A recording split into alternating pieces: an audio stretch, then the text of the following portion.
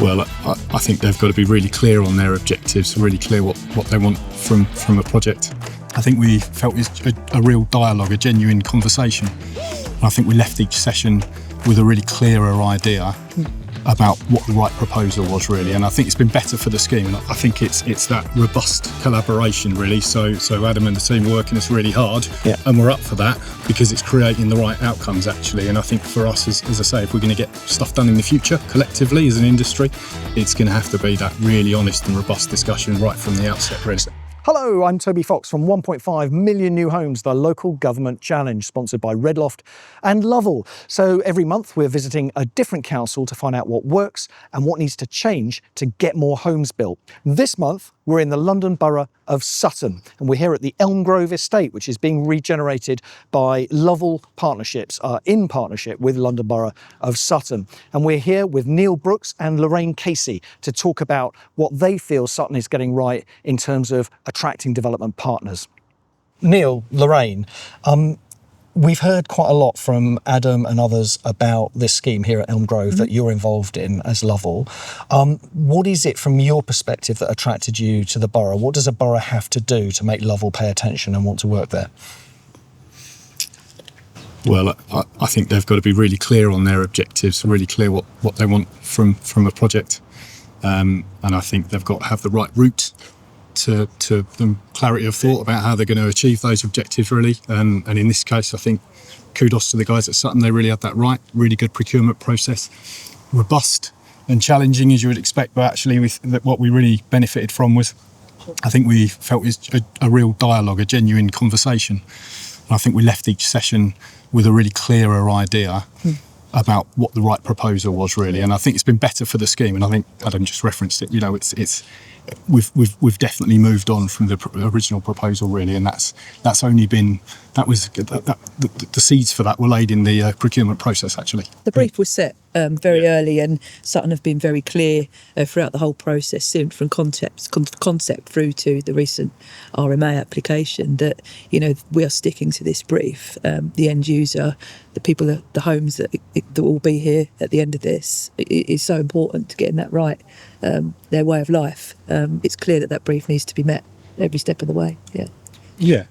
I think it was. It was really clear from the first meeting what the guys at Sutton wanted, and we really welcome that. That's extremely helpful for us to formulate proposals. So clarity is high up your list of requirements. Clarity, I think so, yes, and honesty and transparency. I know people use those words and that sounds a bit cliche, but it's true that what we face at the moment, and Adam's covered quite a lot of it, the constraints that we need to manage, the Building Safety Act particularly at this point in time. If we're not honest and transparent and we're not able to pull certain levers to make this project viable, then it just won't, and that's something that I think we're collectively, we've got right, and that's a partnership, right? So that's something that's really important to making schemes work and viable at the moment in this changing world. We have to be adaptable, we have to change, and we have to manage the constraints. What else is on your list of priorities?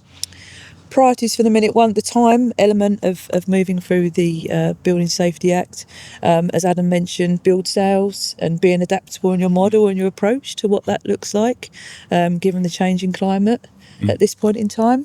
Yeah, I think it's what used to be normal isn't normal anymore, really, and we've had to respond to that, and we really need our local authority partners and our housing association partners to absolutely understand that. Most do, which is really encouraging. But hopefully we're going to see a lot of activity in the next few years, and we need it because we need these homes in London. But in order for that to happen, everybody's got to really understand the challenges, and that's, we're not going to get anywhere unless people do. So it's that level of honesty I think that Lorraine talked about, really. Yeah. So you've talked about honesty, you've talked about pace and timing and getting through things through in a timely manner. What else is on your top 3 list of things that are right in Sutton? I would say one of the key points, and we talk about sustainability and what does that really mean, and people talk about it with design to it, but at the forefront of Sutton's vision clearly is the end users' living space, the cost of living, and making sure that we act with that in mind, to make sure that their living experience is the best it can be, rather than it just be words written on paper. We're sustainable, this is a sustainable development. What sort of things go into that It's making sure that the most efficient building fabric, Yeah. the design of that is such that the heat is contained and limited heating is required. Yeah. And the mechanics that go alongside that are quite significant and impact the layout of the unit and things like that. And Sutton have been really involved every step away of that, passionate about everything. Balconies is one that me and Adam always talk about, the size of the balconies, and he would fight for those balconies to be as big as they are, whilst we might be technically wanting them to be a bit smaller. Those are the sort of things that demonstrate the passion that Sutton have to make sure that this is a living environment that's right. I think it's that robust collaboration, really. So Adam and the team are working us really hard, and we're up for that because it's creating the right outcomes, actually. And I think for us, as I say, if we're going to get stuff done in the future collectively as an industry, it's going to have to be that really honest and robust discussion right from the outset, really. So there's something about the client challenging you. Absolutely, and the process put in place. We'll go back to the clarity of objectives at the outset, really. If that's really clear, and the procurement process put in place to deliver those, I think then that sets you on the right footing, and I think that's what we did here. Just going back to the sustainability aspect, what sort of standards are you getting to here? We're looking at Passivhaus principles towards Passivhaus standards. It's an interesting conversation to have because people don't tend not to understand what Passivhaus means and what they're going to get from it, and it's a real learning that we need to start looking into and get a bit deeper into the various forms of Passivhaus and what do they mean, the why are we going for Passivhaus, is it for funding, do we really understand the performance requirements that are a result. So they're real conversations that we have, and because there aren't so many of them that have been built to the point that we can really exercise and see the benefit, that information is coming so that we can really, with confidence, with facts, answer those questions and advise people like Sutton better. So at the minute we're working to Passivhaus. That's been designed, that's been built, and I'm looking forward to be able to run the exercise on what does that really mean to the end user and live it and feel it. And I haven't done that yet. And does that have an impact on cost? Does it actually cost more to design to Passivhaus standards? As building standards are improving, the baseline as it's standing, not so much as it used to be. And that's the exercise that we're all carrying out across the various forms of Passivhaus. There are quite a few different types.